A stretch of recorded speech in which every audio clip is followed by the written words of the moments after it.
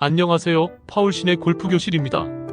여러분, 이 영상을 끝까지 보셔야 하는 이유가 있습니다. 골프를 수십 년 치신 분도, 이제 막 입문하신 분도 공통적으로 겪는 착각이 있습니다. 스윙 이론을 안다고 믿지만 사실은 오해하고 있고, 그 오해 때문에 실력이 늘지 않는다는 점입니다. 이 시리즈는 지난 10년간 세계적으로 가장 큰 인기를 끌었던 스윙 이론들을 모아 그 본질을 파헤치고 아마추어가 속아온 미신을 깨뜨리고 진짜 교훈을 전해드립니다. 1부부터 15부까지 끝까지 보시면 골프의 본질이 완전히 달라지실 겁니다. 1부 스택 앤드 틸트, 체중 이동의 반전. 골프에서 가장 오래된 가르침은 무엇일까요? 백스윙에서 체중은 오른쪽으로, 다운스윙에서 체중은 왼쪽으로. 누구나 들어봤습니다. 레슨장의 기본 중 기본처럼 여겨졌습니다. 수십 년 동안 골프 교습은 이 말로 시작했습니다. 프로도 아마추어도 모두 그렇게 배웠습니다. 체중을 오른쪽으로 싣고 왼쪽으로 옮겨라. 이것이 정석이라 믿었습니다. 하지만 2000년대 후반, 이 믿음을 흔드는 새로운 이론이 등장했습니다. 바로 스택 앤드 틸트. 처음 들었을 때 사람들은 어리둥절했습니다. 체중을 오른쪽으로 보낼 필요가 없다? 오히려 백스윙에서도 체중을 왼쪽에 두라고? 기존의 가르침과는 정반대였습니다. 스택 앤드 틸트의 기본은 단순했습니다. 백스윙 때 상체를 왼쪽에 쌓아둡니다. 그리고 스윙 내내 몸을 기울여 둡니다. 결국 체중은 왼쪽에 남고 머리 위치도 흔들리지 않습니다. 한마디로 체중 이동을 줄이고 중심을 고정하는 스윙. 그게 스택 앤드 틸트의 핵심이었습니다. 이 이론을 내놓은 교습가들은 자신있게 말했습니다. 아마추어는 체중 이동 때문에 망한다. 차라리 체중을 고정시키면 더 쉽게 맞춘다. 볼을 일관되게 맞히는 것이 먼저다. 말은 매력적이었습니다. 특히 슬라이스에 시달리던 아마추어는 솔깃했습니다. 백스윙 때 몸이 흔들려 미스샷이 나오던 이들에게는 새로운 희망 같았습니다. 실제로 효과를 본 사람도 있었습니다. 공은 똑바로 갔습니다. 톱에서 흔들리던 머리가 고정되니 맞히기가 쉬워졌습니다. 특히 아이언샷이 안정됐습니다. 다운블로 임팩트가 더 잘 나왔습니다. 투어 프로 중 일부도 시도했습니다. 한때는 화제가 되었습니다. 책도 팔렸고 잡지에도 크게 실렸습니다. 레슨장마다 체중은 왼쪽이라는 말이 들려왔습니다. 하지만 시간이 지나면서 문제가 드러났습니다. 아마추어는 처음엔 쉽게 맞췄습니다. 그러나 곧 한계가 왔습니다. 비거리가 줄어들었습니다. 드라이버는 뜨지 않았습니다. 몸은 경직됐습니다. 왜일까요? 체중을 한쪽에만 두면 몸은 회전을 잃습니다. 특히 허리와 하체가 막혔습니다. 프로처럼 강한 회전을 할 수 없게 된 것입니다. 결국 공은 맞아도 날아가지 않았습니다. 정확하지만 힘이 없는 샷이 되었습니다. 또 다른 문제도 있었습니다. 허리 통증이 찾아왔습니다. 체중을 한쪽에 고정한 채 스윙하니 압박이 심해졌습니다. 특히 나이가 있는 아마추어에게는 치명적이었습니다. 처음엔 좋았는데 시간이 갈수록 몸이 힘들다. 아이언은 맞는데 드라이버가 어렵다.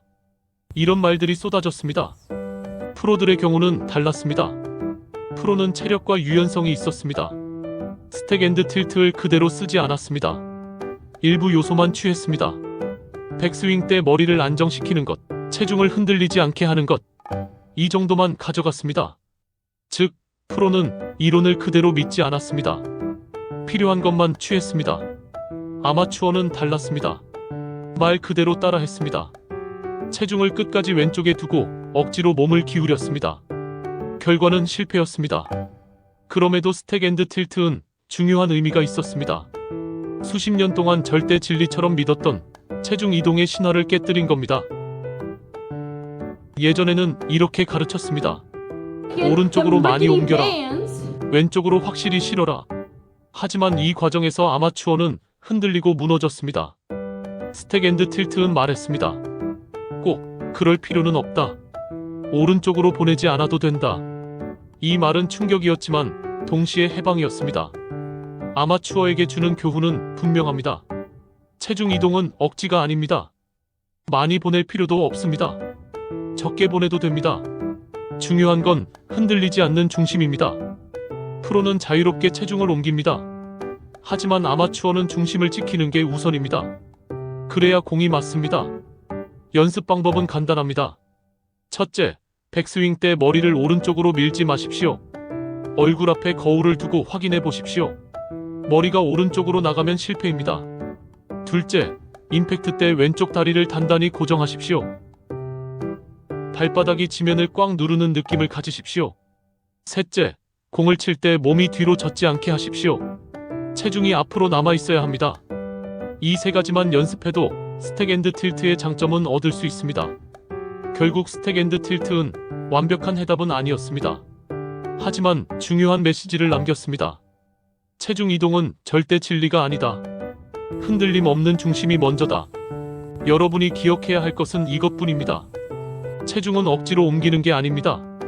흐름 속에서 자연스럽게 이동하면 됩니다. 왼쪽이든 오른쪽이든 그건 부차적입니다. 중요한 건 흔들리지 않는 중심과 안정된 회전입니다. 오늘은 스택 앤드 틸트, 체중 이동의 반전을 다뤘습니다. 많이 옮기는 게 정답이 아니고 오히려 중심을 지키는 게 먼저라는 사실 꼭 기억하세요. 2부 모던 로테이션, 몸통 회전의 진실. 골프 스윙은 언제나 진화해왔습니다. 옛날 골프 교습서를 펼쳐보면 이런 말이 가득합니다. 손으로 휘둘러라. 팔을 크게 써라. 클럽을 잡고 당겨라. 초창기 골프는 팔과 손에 의존했습니다. 당연했습니다. 클럽이 무겁고 샤프트는 뻣뻣했습니다. 몸을 돌리기보다 팔로 휘두르는 게 더 쉬웠습니다. 하지만 시간이 지나면서 장비는 변했습니다. 샤프트는 가벼워지고 헤드는 커졌습니다. 볼도 멀리 날아갔습니다. 그 순간 새로운 화두가 등장했습니다. 팔이 아니라 몸으로 쳐라. 이것이 바로 모던 로테이션의 시작이었습니다. 핵심은 단순했습니다. 스윙의 중심은 팔이 아니라 몸통이다. 회전이 곧 파워다. 프로의 스윙을 보면 명확합니다. 백스윙에서 어깨는 거의 90도 이상 돌아갑니다. 골반도 함께 회전하지만 어깨보다 덜 돌아갑니다. 다운스윙에서 하체가 먼저 풀리면서 상체가 따라옵니다. 이 회전의 꼬임이 폭발적인 힘을 만듭니다. 팔은 단순히 클럽을 운반할 뿐입니다. 힘의 원천은 몸입니다. 모던 로테이션은 과학으로 증명되었습니다. 트랙맨, 모션 캡처, 3D 센서, 최신 장비가 보여줬습니다. 프로는 팔보다 몸을 더 많이 씁니다. 스윙 속도의 70% 이상이 몸통 회전에서 나온다는 결과가 나왔습니다. 이 데이터는 충격이었습니다. 그동안 팔로 치려 애쓰던 아마추어는 혼란에 빠졌습니다. 내가 잘못 배운 건가? 지금까지 연습은 헛수고였나? 아마추어는 곧 따라하기 시작했습니다. 나도 몸으로 쳐야지. 어깨를 크게 돌렸습니다. 허리를 억지로 틀었습니다. 골반을 끝까지 밀었습니다. 결과는 어땠을까요? 균형은 무너졌습니다. 스윙은 경직되었습니다. 허리 통증이 찾아왔습니다. 샷은 더 불안해졌습니다. 왜 이런 일이 생겼을까요? 프로와 아마추어의 차이 때문입니다. 프로는 매일 훈련합니다. 체력이 다릅니다. 유연성이 다릅니다. 코어 근육이 발달해 있습니다. 그래서 큰 회전을 해도 안정됩니다. 아마추어는 다릅니다. 평소 운동량이 부족합니다. 유연성도 떨어집니다. 코어 힘은 약합니다. 그런데 억지로 몸을 크게 돌리려 합니다. 결과는 부상과 실패입니다. 여기서 중요한 교훈이 있습니다. 모던 로테이션은 좋은 이론입니다. 그러나 조건이 필요합니다. 몸이 준비되지 않은 상태에서 따라하면 오히려 독이 됩니다. 아마추어는 이렇게 해야 합니다. 첫째, 작은 회전부터 시작하십시오. 둘째, 유연성을 늘리십시오. 셋째, 코어 근육을 강화하십시오. 연습 방법을 알려드리겠습니다. 첫 번째 드릴, 거울 앞에 서서 클럽을 어깨에 올리십시오. 백스윙 자세로 어깨를 돌려보십시오. 허리가 아닌 등 전체가 움직여야 합니다. 두 번째 드릴, 양발을 어깨 너비로 벌리고 무릎을 살짝 굽히십시오. 골반을 왼쪽과 오른쪽으로 천천히 회전시켜 보십시오. 하체와 상체가 따로 움직이는 감각을 익히는 겁니다. 세 번째 드릴, 플랭크를 매일 하십시오. 코어 근육이 강해져야 회전을 받아낼 수 있습니다. 프로와 아마추어의 차이는 루틴에서도 드러납니다. 프로는 루틴 속에서 회전을 준비합니다. 어드레스에 들어서면 이미 몸통을 돌릴 준비가 끝납니다. 호흡, 이미지, 템포. 모든 것이 회전을 위해 설계되어 있습니다. 아마추어는 급합니다. 서자마자 바로 클럽을 휘두릅니다. 몸이 준비되지 않은 상태에서 돌리려 하니 불안정합니다. 여러분이 꼭 기억해야 할 교훈이 있습니다. 모던 로테이션은 단순한 유행어가 아닙니다. 스윙의 본질을 보여주는 중요한 이론입니다. 그러나 그대로 따라하면 위험합니다. 내 몸의 조건에 맞게 조절해야 합니다. 팔로만 치는 골프는 한계가 있습니다. 그러나 몸으로만 치는 골프도 위험합니다. 답은 균형입니다. 팔과 몸이 협력해야 합니다. 어떤 아마추어는 이렇게 말합니다. 프로처럼 크게 돌리고 싶은데 안 됩니다. 그럴 필요가 없습니다. 내가 할 수 있는 만큼만 돌리면 됩니다. 중요한 건 회전의 크기가 아니라 리듬과 타이밍입니다. 작아도 부드럽게 이어지면 큰 힘을 냅니다. 크더라도 억지로 하면 힘은 사라집니다. 이것이 모던 로테이션이 남긴 진짜 교훈입니다. 몸은 스윙의 엔진입니다. 팔은 단지 핸들릴 뿐입니다. 엔진이 안정적으로 돌아가야 차가 나아가듯 몸이 회전해야 클럽이 움직입니다. 그러나 엔진이 약하면 속도를 억지로 내선 안 됩니다.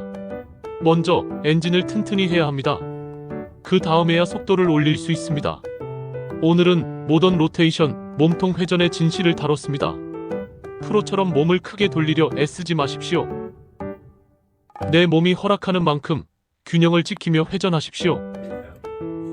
3부 X팩터, 꼬임의 함정. 골프장에서 이런 말을 자주 듣습니다. 더 꼬아라. 어깨를 더 돌려라. 몸통을 비틀어라. 많은 아마추어가 이렇게 믿습니다. 스윙은 꼬임이 많을수록 좋다. 꼬임이 클수록 파워가 커진다. 이 믿음의 뿌리가 바로 X팩터 이론입니다. X-팩터는 1990년대 후반 골프계를 뒤흔들었습니다. 이론의 핵심은 간단했습니다. 백스윙에서 어깨는 크게, 골반은 적게 돌려라. 두 각도의 차이를 최대한 벌려라. 그러면 폭발적인 힘이 생긴다. 데이터도 있었습니다. 프로의 스윙을 분석해보니 어깨 회전은 크고 골반 회전은 작았습니다. 어깨와 골반의 각도 차이가 컸습니다. 이 차이를 X팩터라 불렀습니다. 특히 타이거 우즈가 이 이론의 상징이었습니다. 젊은 시절 타이거의 스윙은 교과서 같았습니다. 상체는 강하게 꼬였고 하체는 단단히 버텼습니다. 그 꼬임에서 폭발적인 파워가 나왔습니다. 타이거가 필드를 지배할 때 X팩터는 신화처럼 퍼졌습니다. 아마추어는 열광했습니다. 나도 더 꼬아야겠다. 허리가 터질 정도로 비틀어야 한다. 레슨장마다 X팩터가 유행처럼 번졌습니다. 하지만 곧 문제가 드러났습니다. 꼬임을 억지로 늘리면 어떻게 될까요? 허리에 과부하가 걸립니다. 근육과 인대가 비명을 지릅니다. 특히 코어가 약한 아마추어는 버티지 못합니다. 처음엔 파워가 느는 듯합니다. 그러나 시간이 갈수록 몸은 망가집니다. 허리 통증이 찾아옵니다. 디스크 부상으로 이어지기도 합니다. 타이거 우즈도 예외가 아니었습니다. 젊은 시절의 엄청난 꼬임은 나이가 들수록 독이 됐습니다. 허리 수술만 4번 이상 받았습니다. X팩터의 영광 뒤에는 부상의 그림자가 있었습니다. 아마추어에게는 더 위험했습니다. 프로는 코어가 강합니다. 하체도 단단합니다. 그래서 꼬임을 받아낼 수 있습니다. 아마추어는 다릅니다. 코어는 약합니다. 유연성도 부족합니다. 근력이 받쳐주지 않습니다. 그런데 억지로 꼬다 보니 몸은 무너집니다. X-팩터의 문제는 단순하지 않습니다. 단지 부상의 위험 때문만은 아닙니다. 스윙 자체도 무너집니다. 어깨와 골반의 차이를 억지로 늘리면 다운스윙이 막힙니다. 순서가 깨집니다. 하체가 먼저 풀리지 못합니다. 상체가 앞서 나옵니다. 결과는 덮어치는 스윙, 슬라이스와 훅이 반복됩니다. 즉, 꼬임은 파워를 주기보다 타이밍을 무너뜨립니다. 그럼 X팩터는 전혀 필요 없을까요? 그렇지 않습니다. 꼬임은 필요합니다. 하지만 억지로 크게 만들 필요는 없습니다. 자연스럽게 생기면 충분합니다. 프로는 X팩터를 의식하지 않습니다. 단순히 올바른 순서를 지킬 뿐입니다. 백스윙에서 어깨가 충분히 돌고 골반이 약간만 따라가면 자연스러운 차이가 생깁니다. 그게 진짜 X팩터입니다. 아마추어는 순서를 무시합니다. 더 많이 꼬아야 한다는 생각에 매입니다. 결국 허리를 비틀어 망가집니다. 이제 교훈을 정리해봅시다. 첫째, 꼬임은 자연스럽게 만들어야 합니다.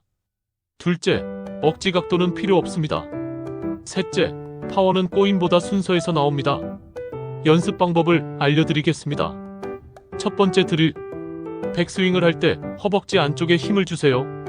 하체가 버티는 힘을 느끼세요. 허리가 아니라 하체가 꼬임을 잡아야 합니다. 두 번째 드릴, 체스트 턴 드릴.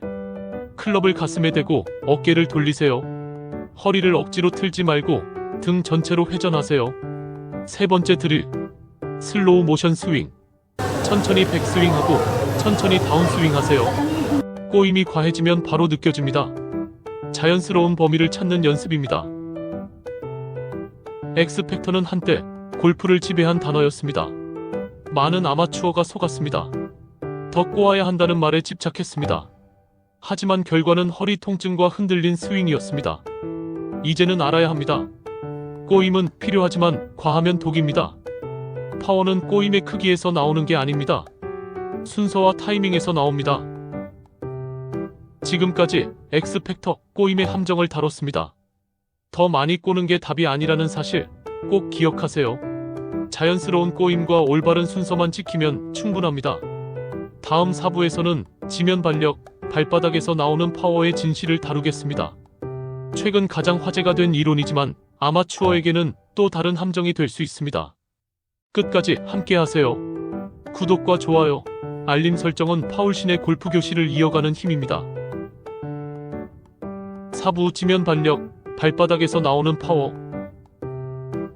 최근 10년간 골프 교습에서 가장 뜨거운 단어는 바로 지면 발력입니다. 레슨 영상마다 나옵니다. 발을 밀어라, 땅을 밟아라, 점프하듯 올라가라. 프로들의 스윙을 분석한 데이터는 말합니다. 임팩트 순간 발에서 위로 전달되는 힘, 그 힘이 클럽 헤드 스피드를 폭발적으로 높입니다. 이것이 바로 지면 발력입니다. 처음 이 이론이 소개되었을 때 사람들은 열광했습니다. 파워는 손에서 나오는 게 아니다. 팔이 아니라 땅이 힘을 준다.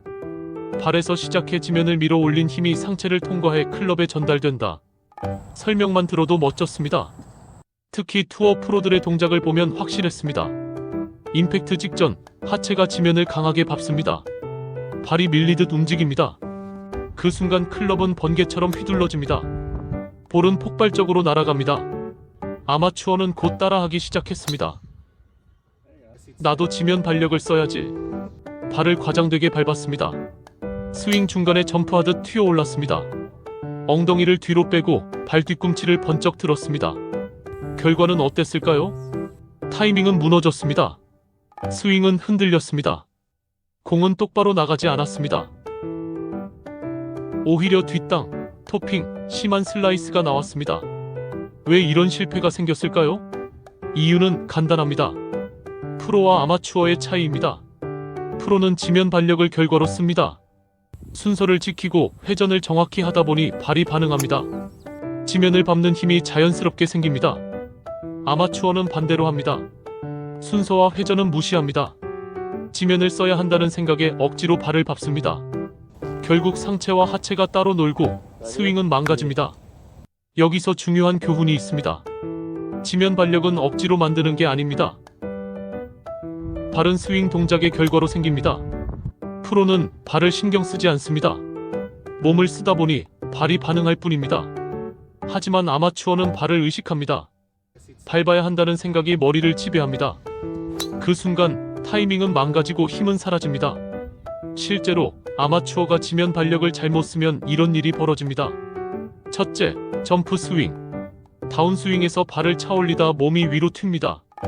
결과는 토핑입니다. 둘째, 밀림 스윙.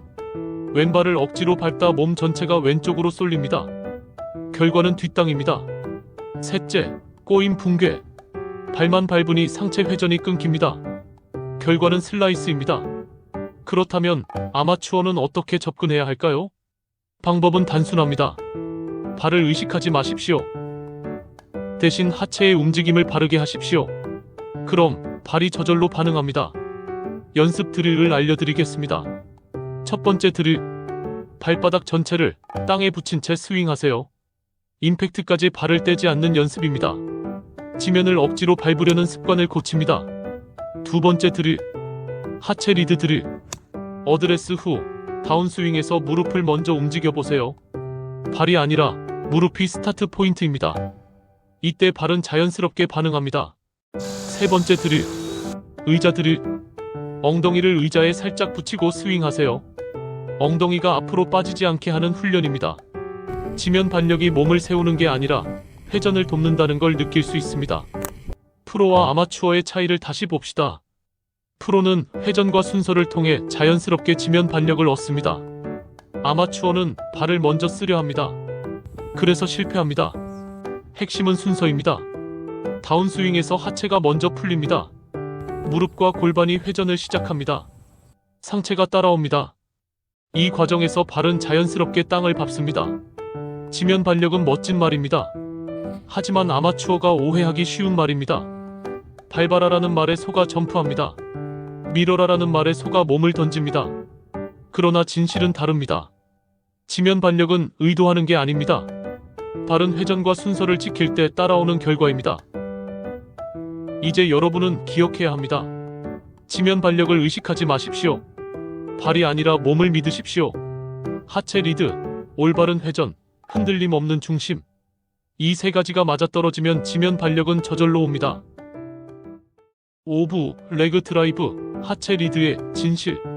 골프를 조금 배운 분들이라면 다 들어봤을 겁니다. 하체로 시작해라. 하체 리드가 스윙의 핵심이다. 다운스윙은 다리에서 출발한다. 이 말은 사실입니다. 프로는 다운스윙을 항상 하체로 시작합니다. 하체가 먼저 열리고 상체가 따라갑니다. 그 순서가 파워와 정확도를 만듭니다. 하지만 문제는 아마추어가 이 말을 오해한다는 겁니다. 레그 드라이브, 말 그대로 다리의 힘으로 스윙을 이끈다는 뜻입니다. 특히 지난 60, 70년대 전설적인 선수들의 스윙에서 자주 언급됐습니다. 그 당시 선수들은 하체를 강하게 밀었습니다. 왼쪽 다리를 강하게 차올리며 클럽을 던졌습니다. 벤 호건, 샘 스니드. 그들의 스윙에는 강렬한 하체 동작이 있었습니다. 레그 드라이브라는 단어는 그 시절부터 골프계에 각인됐습니다. 하지만 세월이 흘렀습니다. 장비는 변했습니다. 스윙 철학도 달라졌습니다. 현대 스윙은 더 단순해졌습니다. 하체는 여전히 중요하지만 예전처럼 과장되게 쓰지 않습니다. 그럼에도 아마추어는 여전히 레그 드라이브를 따라합니다. 레슨장에서 이렇게 말합니다. 하체를 더 써라. 다리로 밀어라. 아마추어는 다리를 세게 씁니다. 왼쪽 무릎을 펴며 몸을 위로 튕깁니다. 오른발로 강하게 차올립니다. 결과는 뭘까요? 첫째, 몸이 위로 솟습니다. 임팩트 순간 클럽이 공 위를 지나갑니다. 토핑이 납니다. 둘째, 왼쪽으로 쏠립니다. 하체를 과하게 쓰다 몸 전체가 밀립니다. 뒷땅이 납니다. 셋째, 상체가 늦습니다. 다리만 먼저 튀어나가고 상체가 따라가지 못합니다. 결과는 심한 슬라이스입니다. 프로는 다릅니다. 프로의 하체 리드는 섬세합니다. 하체는 단단히 버티면서 동시에 유연하게 열립니다. 무릎과 골반이 먼저 움직이고 그 힘이 상체로 전달됩니다. 절대 과하지 않습니다. 흔들림이 없습니다. 아마추어는 이 차이를 모릅니다. 겉모습만 따라합니다. 하체를 크게 쓰면 파워가 생길 거라 믿습니다. 하지만 그건 착각입니다. 레그 드라이브가 아마추어에게 위험한 이유는 두 가지입니다. 첫째, 하체만 앞서가면서 타이밍이 무너집니다. 둘째, 하체 동작이 커질수록 중심이 흐트러집니다. 결국 공은 맞지 않습니다. 파워도 나오지 않습니다. 몸만 아픕니다. 그럼 어떻게 해야 할까요? 답은 단순합니다. 하체를 과장되게 쓰지 말고 순서대로 쓰는 겁니다. 하체는 출발점이지 끝이 아닙니다. 하체가 열리면 상체가 따라와야 합니다. 그 이어짐 속에서 파워가 생깁니다. 연습 드릴을 소개합니다. 첫 번째 드릴, 벽 스윙 드릴. 오른쪽 어깨를 벽에 붙이고 어드레스 합니다. 다운스윙에서 왼쪽 무릎과 골반을 먼저 돌립니다. 이때 어깨가 벽에 닿은 채로 움직여야 합니다. 하체와 상체의 순서를 느낄 수 있습니다. 두 번째 드릴 스텝 드릴. 오른발을 살짝 뒤로 두고 어드레스 합니다. 백스윙을 하면서 오른발을 제자리로 옮깁니다. 다운스윙이 하체에서 자연스럽게 시작됩니다. 세 번째 드릴 체중 이동 드릴. 공을 치지 말고 빈 스윙을 합니다. 다운스윙에서 왼발이 단단히 땅을 밟는 걸 느끼세요. 과장된 점프가 아니라 안정된 압력을 느끼는 게 중요합니다. 레그 드라이브의 진짜 의미는 다리에 힘을 쓰라는 게 아닙니다. 하체가 먼저 반응하고 그 힘이 상체로 이어지라는 뜻입니다. 순서를 바로잡는 게 핵심입니다. 이제 교훈을 정리해 봅시다. 첫째, 하체는 출발점일 뿐입니다. 둘째, 다리를 과장되게 쓰지 마십시오. 셋째, 순서와 균형이 먼저입니다. 많은 아마추어가 이렇게 말합니다. 프로처럼 하체를 크게 쓰고 싶다. 하체를 차올리면 공이 멀리 갈 것 같다. 하지만 결과는 정반대입니다. 공은 멀리 가지 않습니다. 오히려 방향도 잃습니다. 그리고 몸은 다칩니다. 프로의 레그 드라이브는 겉모습이 아닙니다. 섬세한 타이밍과 순서입니다. 아마추어가 따라 할 수 있는 건 그 순서뿐입니다. 지금까지 레그 드라이브, 하체 리드의 진실을 다뤘습니다. 다리를 억지로 쓰는 게 답이 아닙니다. 하체가 먼저 출발하고 상체가 따라오는 그 순서만 지키면 됩니다. 6부 스윙 플레인, 궤도의 함정. 골프를 배우면 가장 먼저 듣는 말이 있습니다. 궤도를 지켜라. 스윙 플레인을 따라 휘둘러라. 레슨장의 교과서 같은 말입니다. 스윙 플레인이란 뭘까요? 클럽이 그리는 궤도입니다. 백스윙에서 다운스윙까지 일정한 평면 위에서 움직이라는 뜻입니다. 마치 눈에 보이지 않는 레일 위를 달리는 듯 일정해야 한다는 이론입니다. 말로 들으면 단순합니다. 궤도를 벗어나지 않게 해라. 그게 다입니다. 하지만 문제는 여기서 시작됩니다. 아마추어는 궤도를 직선으로 이해합니다. 스윙은 위에서 아래로 곧게 내려야 한다. 헤드를 똑바로 빼야 한다. 결국 팔로 클럽을 억지로 밀고 당깁니다. 결과는 어땠을까요? 첫째, 스윙이 경직됩니다. 자연스러운 회전은 사라집니다. 둘째, 타이밍이 무너집니다. 팔로만 휘두르니 공은 밀리거나 당깁니다. 셋째, 구질은 불안정합니다. 슬라이스와 훅이 반복됩니다. 스윙 플레인의 진실은 다릅니다. 궤도는 직선이 아닙니다. 원입니다. 프로의 스윙을 보면 클럽은 큰 원을 그립니다. 백스윙에서 올라갈 때는 인사이드로 들어옵니다. 다운스윙에서 내려올 때도 인사이드에서 출발합니다. 임팩트 순간만 직선처럼 보일 뿐입니다. 즉, 스윙 플레이는 원 궤도입니다. 하지만 아마추어는 이걸 인정하지 않습니다. 직선으로 빼야 한다. 클럽을 똑바로 세워야 한다. 억지로 헤드를 똑바로 밀다 보니 오히려 궤도가 망가집니다. 아이러니합니다. 궤도를 지키려다 궤도를 잃는 겁니다. 스윙 플레인 이론은 처음 등장했을 때 혁신적이었습니다. 프로들의 궤도를 분석해보니 일정했습니다. 특히 다운스윙에서는 거의 같은 평면 위를 따라 내려왔습니다. 이게 정답이다. 그렇게 믿었습니다. 문제는 이것을 아마추어가 그대로 따라 했다는 겁니다. 프로의 몸과 아마추어의 몸은 다릅니다. 프로는 유연하고 강하고 타이밍이 정확합니다. 그래서 궤도를 일정하게 유지할 수 있습니다. 아마추어는 그렇지 않습니다. 팔로만 억지로 궤도를 맞추려다 실패합니다. 프로는 플레인을 의식하지 않습니다. 그냥 회전과 리듬을 지키면 자연스럽게 궤도가 생깁니다. 아마추어는 반대로 합니다. 궤도를 의식하다 회전과 리듬을 잃습니다. 여기서 중요한 교훈이 나옵니다. 스윙 플레이는 억지로 만드는 게 아닙니다. 자연스러운 몸통 회전과 균형이 플레인을 만듭니다. 즉, 플레이는 결과이지 원인이 아닙니다. 아마추어의 실패 사례를 보겠습니다. 첫째, 아웃사이드 인 스윙. 클럽을 직선으로 빼려다 팔이 바깥으로 나갑니다. 다운스윙은 위에서 내려찍듯 들어옵니다. 결과는 슬라이스. 둘째, 인사이드 아웃 과잉. 반대로 인사이드로 억지로 빼려 합니다. 다운스윙에서 너무 안쪽으로 들어옵니다. 결과는 훅. 셋째, 궤도 집착형 스윙. 플레인을 지키려는 생각에 스윙이 부자연스럽습니다. 스피드는 줄고 파워는 사라집니다. 그럼 어떻게 해야 할까요? 답은 단순합니다. 플레인을 의식하지 마십시오. 대신 몸을 돌리십시오. 회전을 지키면 궤도는 따라옵니다. 연습 드릴을 알려드리겠습니다. 첫 번째 드릴, 스틱 드릴. 어드레스 뒤에 연습용 스틱을 세워두세요. 백스윙과 다운스윙이 그 스틱을 비켜가게 연습합니다. 억지로 맞추지 말고 자연스럽게 통과하는 느낌을 찾으세요. 두 번째 드릴, 의자 드릴. 엉덩이를 의자에 붙이고 스윙하세요. 회전이 끊기면 의자에서 엉덩이가 떨어집니다. 엉덩이를 붙인 채 회전하면 자연스러운 플레인이 생깁니다. 세 번째 드릴, 거울 드릴. 거울 앞에서 스윙하세요. 클럽 궤도를 억지로 맞추지 말고 몸 전체가 원을 그리는지 확인하세요. 스윙 플레이는 골프 교습의 고전입니다. 많은 아마추어가 속았습니다. 직선으로 빼야 한다. 궤도를 억지로 맞춰야 한다. 이 말에 매달렸습니다. 하지만 진실은 다릅니다. 스윙 플레이는 직선이 아닙니다. 회전의 결과로 생기는 원입니다. 이제 교훈을 정리해 봅시다. 첫째, 궤도를 억지로 만들지 마라. 둘째, 회전과 균형이 먼저다. 셋째, 플레이는 결과일 뿐이다. 지금까지 스윙 플레인, 궤도의 함정을 다뤘습니다. 직선을 쫓는 순간 스윙은 무너집니다. 궤도는 회전의 결과일 뿐입니다. 회전과 균형만 지키면 올바른 플레이는 저절로 따라옵니다. 다음은 힘을 저장한다는 레그 이론의 진실에 대해 말씀드리겠습니다. 아마추어가 가장 크게 오해하는 주제 중 하나입니다. 끝까지 함께 하세요. 7부 레그, 힘을 저장한다는 미신.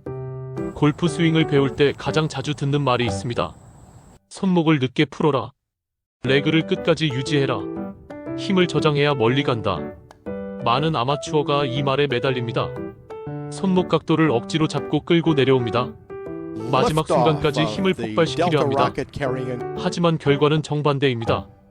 공은 맞지 않습니다. 임팩트는 약해집니다. 스윙은 무너집니다. 왜일까요? 이것이 바로 레그 이론의 함정입니다. 레그, 본래 의미는 지연입니다. 백스윙에서 다운스윙으로 전환할 때 손목 각도가 풀리지 않고 유지되는 상태. 이걸 레그라 부릅니다. 프로의 스윙을 보면 분명히 보입니다. 다운스윙 중간까지 샤프트가 손목에 크게 꺾여 있습니다. 마치 채찍처럼 마지막에 풀리며 폭발적인 속도가 나옵니다. 이 장면이 너무 강렬했습니다. 교습가들은 말했습니다. 저게 파워의 비밀이다. 손목 각도를 유지하라. 임팩트 순간까지 풀지 마라. 아마추어는 곧 따라 했습니다. 손목을 억지로 고정했습니다. 다운스윙에서 끝까지 잡아 끌었습니다. 결과는 뭘까요? 첫째, 타이밍 붕괴. 손목이 굳어 클럽이 풀리지 않습니다. 임팩트 순간 클럽은 뒤처집니다. 공은 밀리고 약해집니다. 둘째, 뒷땅과 토핑. 손목을 억지로 잡다 보니 스윙 아크가 무너집니다. 지면을 먼저 치거나 공 윗부분만 건드립니다. 셋째, 손목 부상. 각도를 억지로 유지하다가 손목에 무리가 갑니다. 통증이 생기고 결국 부상으로 이어집니다. 프로는 다릅니다. 프로는 손목을 억지로 잡지 않습니다. 그저 올바른 순서를 지킬 뿐입니다. 하체가 먼저 움직이고 상체가 따라가며 팔과 손은 자연스럽게 끌려옵니다. 이 과정에서 레그는 저절로 생깁니다. 프로는 레그를 만들려 하지 않습니다. 결과적으로 남는 것입니다. 아마추어는 반대로 합니다. 레그를 유지해야 한다는 생각에 사로잡힙니다. 억지로 각도를 만들다 타이밍을 잃습니다. 결국 공은 맞지 않습니다. 레그에 집착한 아마추어들의 공통된 말이 있습니다. 연습장에서는 잘 되는데 필드에선 안 된다. 힘은 모았는데 거리가 안 난다. 각도는 유지했는데 방향성이 없다. 이유는 단순합니다. 레그는 의도가 아니라 결과이기 때문입니다. 순서와 리듬이 맞으면 자연스럽게 따라옵니다. 억지로 잡으면 망가집니다. 이제 교훈을 정리해봅시다. 첫째, 손목 각도를 억지로 잡지 마라. 둘째, 하체 리드를 지켜라. 셋째, 자연스러운 순서 속에서 레그는 저절로 생긴다. 연습 드릴을 알려드리겠습니다. 첫 번째 드릴, 릴리즈 드릴. 임팩트 구간에서 일부러 손목을 빨리 풀어보세요. 의외로 더 강하게 맞는 경험을 합니다. 손목을 억지로 잡을 필요가 없다는 걸 알게 됩니다. 두 번째 드릴, 하프 스윙 드릴. 허리 높이까지 백스윙, 허리 높이까지 다운스윙. 짧게 휘두르며 리듬을 느껴보세요. 이때 손목 각도를 잡지 말고 자연스럽게 풀리도록 두세요. 세 번째 드릴, 체중 이동 드릴. 다운스윙에서 왼발을 강하게 밟으며 회전하세요. 손은 뒤따라오게 두세요. 레그는 이 과정에서 자연스럽게 생깁니다. 프로의 스윙 영상을 다시 보십시오. 그들은 손목을 억지로 잡지 않습니다. 하체가 먼저 움직이고 상체가 따라오며 클럽은 자연스럽게 늦게 풀립니다. 이게 진짜 레그입니다.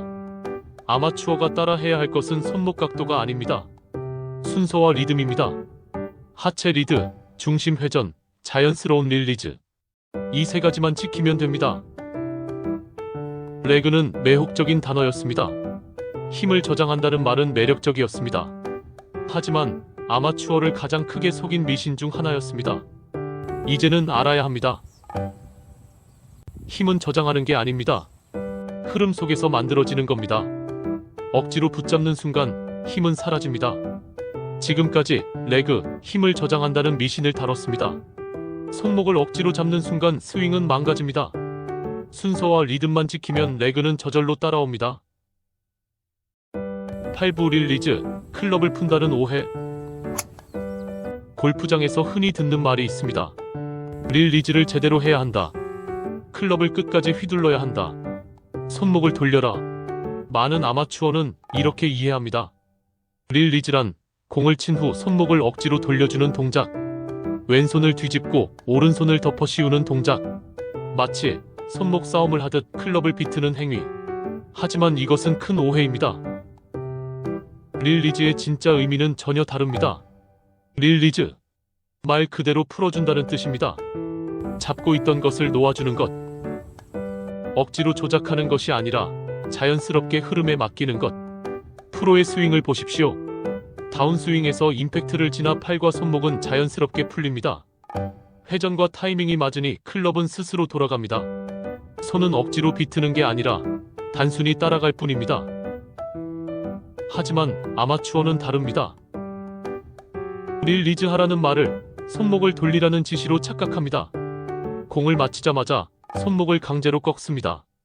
왼손을 억지로 위로 덮고 오른손을 뒤집습니다. 결과는 어땠을까요? 첫째, 타이밍 붕괴. 손목을 억지로 돌리다 공을 놓칩니다. 페이스가 닫히면 훅 열리면 슬라이스. 둘째, 스윙 속도 저하. 자연스러운 흐름이 끊깁니다. 클럽 헤드가 제 속도를 잃습니다. 셋째, 손목 부상. 억지로 돌리다 손목에 무리가 갑니다. 특히 임팩트 구간에서 큰 충격을 받습니다. 프로는 릴리즈를 하지 않습니다. 억지로 하지 않는다는 뜻입니다. 그저 올바른 순서를 지킵니다. 하체가 먼저, 몸통이 회전, 팔과 손은 따라옵니다. 그 흐름 속에서 클럽은 자연스럽게 휘둘러집니다. 릴리즈는 행위가 아니라 결과입니다. 아마추어의 실패 사례는 명확합니다. 첫 번째, 손목 돌리기형. 릴리즈를 손목 동작으로 오해합니다. 결과는 예측 불가능한 구질. 두 번째, 끊김형. 릴리즈를 의식하다 동작이 굳습니다. 클럽은 멈추고 공은 힘없이 날아갑니다. 세 번째, 조작형. 릴리즈를 공을 맞추는 기술이라 생각합니다. 결국 공을 억지로 컨트롤하려 합니다. 하지만 컨트롤은 더 어려워집니다. 릴리즈의 진짜 교훈은 단순합니다. 잡지 마라. 억지로 돌리지 마라. 흐름에 맡겨라. 릴리즈는 임팩트 순간 클럽이 자연스럽게 제 역할을 하도록 두는 겁니다. 팔과 손은 회전의 흐름 속에서 저절로 풀립니다. 그게 진짜 릴리즈입니다. 연습 드릴을 소개하겠습니다. 첫 번째 드릴, 양손 교차 드릴. 공을 치지 말고 양손을 교차하며 빈 스윙 하세요. 손목을 억지로 돌리지 말고 자연스럽게 스쳐 지나가는 느낌을 익히세요. 두 번째 드릴, 클럽 던지기 드릴. 연습장에서 실제로 클럽을 던져보세요. 멀리 던지는 게 아니라 부드럽게 앞으로 흘려보내는 겁니다. 억지 동작이 아니라 자연스러운 풀림을 느낄 수 있습니다. 세 번째 드릴, 하프 스윙 드릴. 짧게 백스윙하고 임팩트까지 부드럽게 이어가세요. 끝에서 손목을 돌리지 말고 그냥 두세요. 자연스럽게 풀리는 동작이 바로 릴리즈입니다. 프로의 릴리즈를 다시 보십시오. 그들은 억지로 손목을 돌리지 않습니다. 하체와 몸통 회전이 힘을 이끌고 클럽은 따라옵니다. 손은 단지 매개체일 뿐입니다. 아마추어는 이 단순한 사실을 놓칩니다. 릴리즈를 동작으로 착각합니다. 하지만 릴리즈는 결과입니다. 이제 교훈을 정리합니다. 첫째, 릴리즈는 억지로 만드는 게 아니다. 둘째, 순서와 회전이 먼저다. 셋째, 릴리즈는 결과로 따라온다. 릴리즈라는 단어는 매혹적이었습니다. 공을 풀어내는 마지막 동작처럼 들렸습니다. 그러나 아마추어를 크게 속인 말이기도 했습니다. 릴리즈는 기술이 아닙니다. 마지막 순간 억지 동작이 아닙니다. 흐름 속에서 자연스럽게 따라오는 결과일 뿐입니다. 지금까지는 릴리즈, 클럽을 푼다는 오해를 다뤘습니다. 손목을 억지로 돌리는 순간 스윙은 무너집니다. 회전과 순서만 지키면 릴리즈는 자연스럽게 따라옵니다. 9부, 헤드 스피드, 숫자의 함정. 골프를 치다 보면 이런 말을 자주 듣습니다. 헤드 스피드가 빨라야 멀리 간다. 스피드가 거리를 만든다. 스윙 스피드를 올려라. 많은 아마추어는 이 말에 매달립니다. 연습장에서 스피드 측정기를 들여다봅니다. 숫자가 올라가면 기뻐합니다. 숫자가 떨어지면 불안해합니다. 하지만 여기에는 큰 함정이 숨어 있습니다. 헤드 스피드란 무엇일까요? 임팩트 순간 클럽 헤드가 움직이는 속도입니다. 수치로 표현할 수 있습니다. 초당 45m, 초당 50m, 프로는 보통 50 이상입니다. 아마추어는 35에서 40 정도입니다. 데이터만 보면 단순합니다. 빠르면 멀리 간다. 그래서 많은 아마추어는 속도에 집착합니다. 하지만 진실은 다릅니다. 헤드 스피드는 단순한 숫자가 아닙니다. 임팩트 품질이 결합되어야 의미가 있습니다. 예를 들어보겠습니다. 헤드 스피드가 50이라도 공을 페이스 중앙에 맞히지 못하면 거리는 나오지 않습니다. 반대로 헤드 스피드가 40이라도 정확히 맞히면 오히려 더 멀리 갑니다. 즉, 속도보다 중요한 건 임팩트 품질입니다. 아마추어는 이 사실을 모릅니다. 숫자만 쫓습니다. 더 빨리 휘두르려고 몸을 비틀고 팔을 휘두릅니다. 결과는 뭘까요? 첫째, 밸런스 붕괴. 빨리 치려다 중심을 잃습니다. 둘째, 타이밍 붕괴. 스윙은 서두르고 임팩트는 무너집니다. 셋째, 부상. 과도한 힘이 관절에 쏠립니다. 어깨, 팔꿈치, 손목 모두 다칩니다. 프로는 다릅니다. 프로는 속도를 의식하지 않습니다. 프로는 리듬과 타이밍을 의식합니다. 결과적으로 속도가 나옵니다. 즉, 프로의 스피드는 결과입니다. 아마추어의 스피드는 목표입니다. 이 차이가 모든 걸 갈라놓습니다. 실제로 이런 사례가 많습니다. 헤드 스피드 48인 아마추어가 드라이버를 200m밖에 못 보냅니다. 하지만 헤드 스피드 42인 다른 골퍼는 230m를 보냅니다.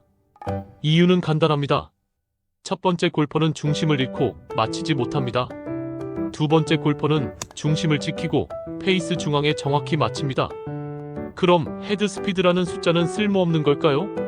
그렇지는 않습니다. 참고 지표로는 유용합니다. 하지만 절대적인 기준이 되어선 안 됩니다. 스피드보다 중요한 건 퀄리티 임팩트입니다. 아마추어가 헤드 스피드에 집착할 때 생기는 공통된 실패는 세 가지입니다. 첫째, 힘으로만 휘두른다. 결국 몸은 뻣뻣해지고 스윙은 경직된다. 둘째, 리듬을 잃는다. 빠르게만 치려다 타이밍이 망가진다. 셋째, 기술을 놓친다. 속도에만 신경 쓰다. 올바른 궤도와 회전을 무시한다. 이제 중요한 교훈을 정리합시다. 첫째, 속도보다 임팩트 품질이 먼저다. 둘째, 숫자보다 리듬이 중요하다. 셋째, 헤드 스피드는 결과이지 목표가 아니다. 연습 드릴을 알려드리겠습니다. 첫 번째 드릴, 3구 드릴. 공 3개를 나란히 놓고 같은 리듬으로 치세요. 속도를 올리지 말고 리듬을 일정하게 유지하는 훈련입니다. 두 번째 드릴, 템포 드릴. 메트로놈 앱을 켜고 스윙하세요. 리듬에 맞춰 스윙하면 자연스럽게 속도가 납니다. 세 번째 드릴, 임팩트 스팟 드릴. 임팩트 테이프를 붙이고 공을 치세요. 페이스 중앙에 맞히는 것만 신경 쓰세요. 속도는 신경 쓰지 마세요. 프로의 스윙을 떠올려 보십시오. 그들은 빨라 보입니다. 하지만 자세히 보면 느긋합니다. 리듬이 일정합니다. 타이밍이 정확합니다. 그래서 속도가 나는 겁니다. 아마추어는 다릅니다. 빠른 듯하지만 불안합니다. 리듬은 깨지고 임팩트는 어긋납니다. 그래서 속도만 있고 거리는 없습니다. 여러분은 기억해야 합니다. 헤드 스피드는 숫자에 불과합니다. 그 숫자를 만드는 건 리듬과 임팩트 품질입니다. 숫자를 쫓는 순간 스윙은 망가집니다.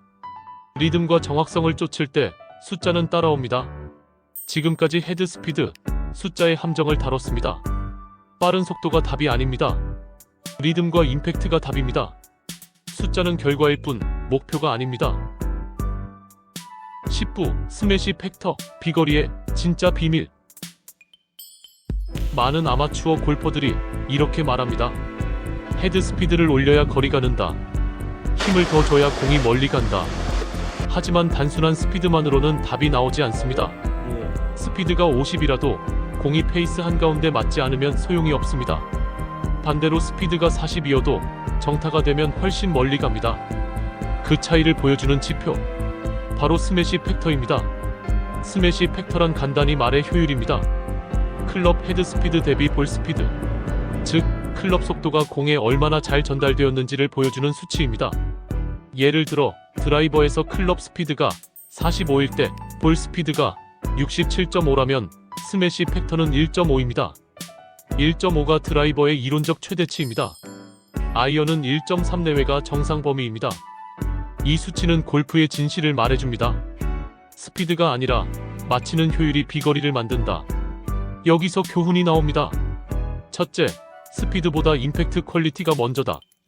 둘째, 중심에 맞히는 능력이 진짜 파워다. 셋째, 스매시 팩터가 높은 골퍼가 멀리 보낸다. 프로의 스윙을 다시 보십시오. 그들은 과도한 힘을 쓰지 않습니다. 오히려 부드럽습니다. 그런데 공은 멀리 날아갑니다. 이유는 간단합니다. 항상 페이스 중심에 맞히기 때문입니다. 아마추어는 다릅니다.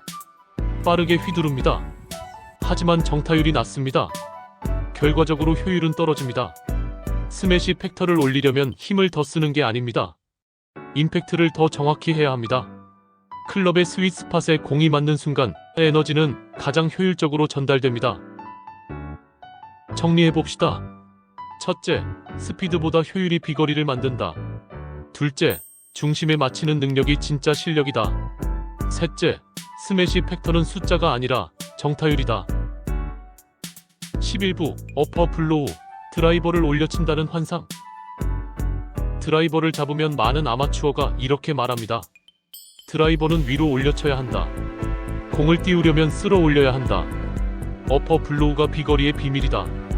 레슨장과 연습장 곳곳에서 들리는 말입니다. 마치 정답처럼 굳어버린 공식입니다. 하지만 여기에도 함정이 있습니다. 어퍼 블로우는 필요하지만 아마추어가 믿는 방식은 환상에 가깝습니다. 어퍼 블로우란 무엇일까요? 드라이버를 칠 때 임팩트 순간 클럽이 위로 움직이는 것, 즉 약간의 어퍼 궤도를 그리며 공을 맞히는 겁니다. 숫자로 표현하면 2도에서 4도 사이가 이상적입니다. 프로의 데이터를 보면 분명합니다. 투어 프로는 보통 어퍼 블로우 궤도로 드라이버를 칩니다. 볼은 높이 떠오르고 런이 길게 이어집니다. 비거리를 최대로 끌어내는 방법입니다. 그런데 아마추어는 이 말을 오해합니다. 드라이버는 무조건 위로 올려쳐야 한다. 그래서 의도적으로 퍼올립니다. 공을 맞히기도 전에 몸을 젖힙니다. 클럽을 밑에서 위로 억지로 밀어 올립니다. 아마추어의 가장 큰 착각은 퍼올려야 공이 뜬다는 믿음입니다. 사실 공을 띄우는 건 클럽의 로프트입니다. 드라이버의 페이스 각도가 이미 공을 띄우도록 설계되어 있습니다. 얻어맞으면 뜨게 되어 있습니다. 그런데 아마추어는 로프트를 믿지 않습니다. 스스로 퍼올리려 합니다. 결국 클럽의 설계를 망가뜨립니다. 프로의 데이터를 다시 보겠습니다. 프로는 어퍼 블로우 각도가 2도에서 4도입니다. 아마추어는 마이너스 1도, 0도인 경우가 많습니다. 즉, 실제로는 내려치고 있다는 뜻입니다. 이제 교훈을 정리합니다. 첫째, 드라이버는 퍼올리는 게 아니라 자연스럽게 맞히는 것이다. 둘째, 로프트를 믿어라. 셋째, 어퍼 블로우는 동작이 아니라 결과다. 아마추어는 환상에 속았습니다. 올려쳐야 멀리 간다. 이 믿음에 사로잡혀 오히려 거리를 잃었습니다. 이제는 알아야 합니다. 드라이버의 비밀은 퍼올림이 아니라 정확한 회전과 균형입니다. 퍼올리지 않아도 공은 뜹니다. 억지로 퍼올리면 공은 죽습니다. 12부 샬로잉, 클럽을 눕힌다는 덫. 최근 10년 유튜브와 레슨장에서 가장 자주 등장한 단어가 있습니다. 바로 샬로잉. 다운스윙에서 클럽을 눕혀라. 샬로잉을 해야 임팩트가 좋아진다. 프로처럼 클럽이 뒤에서 들어와야 한다. 아마추어는 이 말에 열광했습니다. 마치 샬로잉이 스윙의 비밀처럼 들렸습니다. 나도 저걸 하면 프로처럼 칠 수 있겠다. 그렇게 믿었습니다. 하지만 여기에도 함정이 있습니다. 샬로잉이란 무엇일까요? 다운스윙 전환 구간에서 클럽 샤프트가 가파르게 서 있지 않고 완만한 각도로 눕듯이 내려오는 현상. 프로의 스윙을 보면 확실히 보입니다.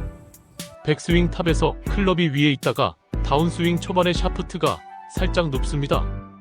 그 상태로 인사이드에서 내려옵니다. 결과는 강력한 임팩트와 고든 구질입니다. 이 장면은 너무 매혹적이었습니다. 그래서 샬로잉은 하나의 패션이 되었습니다. 하지만 아마추어는 이것을 오해했습니다. 다운스윙에서 일부러 눕혀야 한다. 그래서 손목을 꺾고 클럽을 억지로 뒤로 빼냈습니다.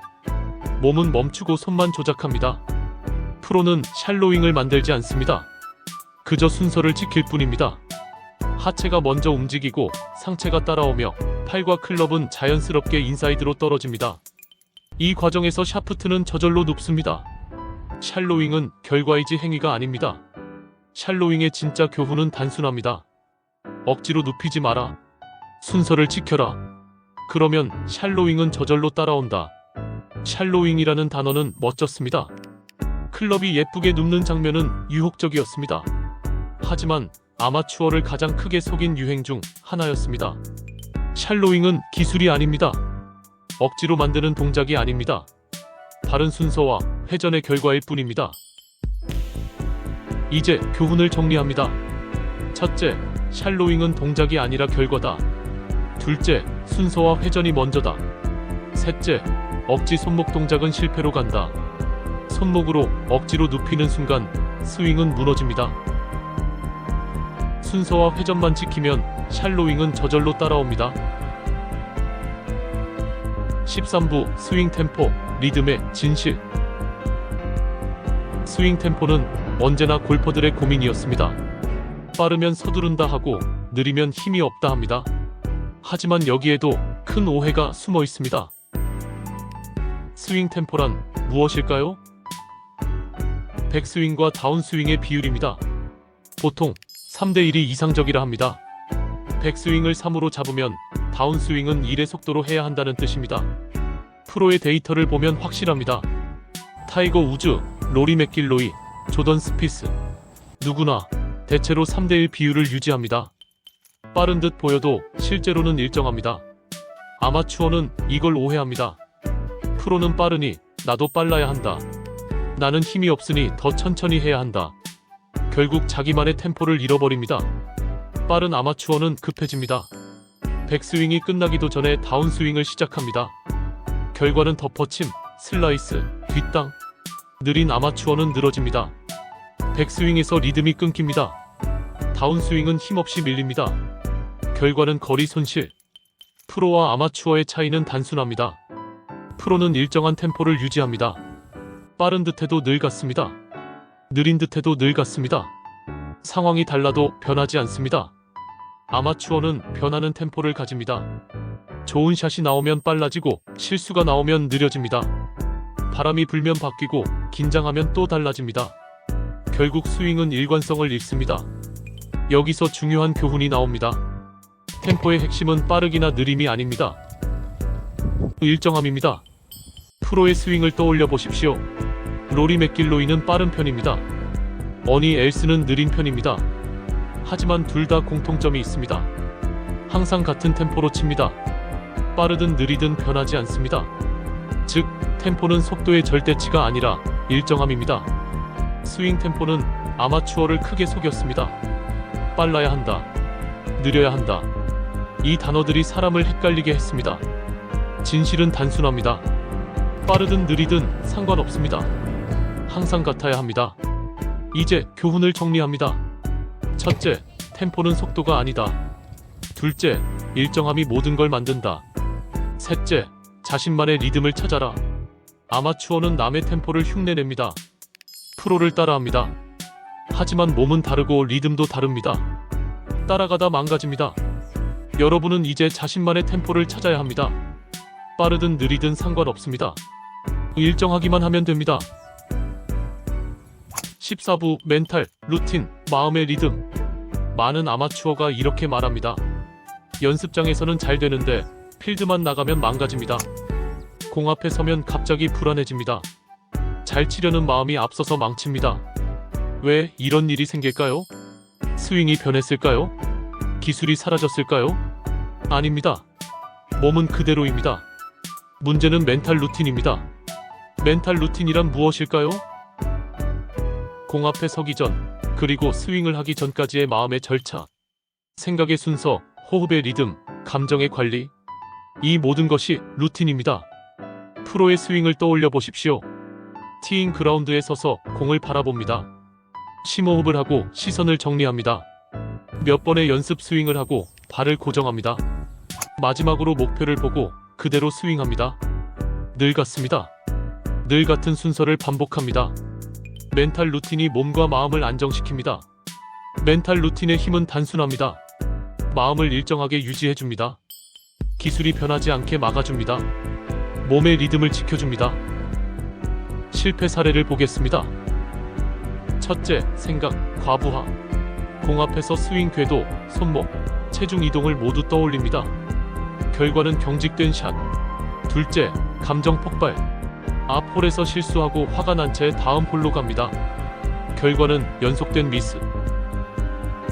셋째, 루틴 부재. 매번 준비 과정이 다릅니다. 결과는 일관성 없는 스윙. 프로의 멘탈 루틴을 보십시오. 타이거 우즈는 늘 같은 호흡으로 시작합니다. 조던 스피스는 늘 같은 연습 스윙을 합니다. 박인비는 늘 같은 리듬으로 공 앞에 섭니다. 다 달라도 하나는 같습니다. 항상 똑같다. 멘탈 루틴은 스윙을 지켜줍니다. 기술이 무너지지 않게 해줍니다. 자신의 리듬을 유지하게 해줍니다. 이제 교훈을 정리합니다. 첫째, 멘탈 루틴은 마음의 리듬이다. 둘째, 일정한 루틴이 스윙을 지킨다. 셋째, 루틴 없이는 일관성도 없다. 아마추어는 루틴을 가볍게 여깁니다. 그저 형식 아닌가? 하지만 루틴은 스윙만큼 중요합니다. 프로는 루틴으로 자신을 지킵니다. 아마추어도 루틴으로 흔들림을 막아야 합니다. 이제 기억하십시오. 연습장 스윙과 필드 스윙의 차이는 루틴의 차이입니다. 멘탈 루틴이 있으면 기술이 살아납니다. 멘탈 루틴이 없으면 기술은 무너집니다. 15부 골프의 본질, 모든 이론을 꿰뚫는 핵심. 드디어 마지막입니다. 지금까지 우리는 14부 동안 스윙 이론, 멘탈, 템포, 루틴을 모두 다뤘습니다. 스택 앤 틸트, 원 플레인, 투 플레인, 어퍼 블로우, 샬로윙, 스매시 팩터.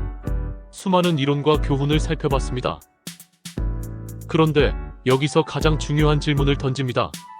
이 모든 것을 관통하는 본질은 무엇인가? 골프의 본질.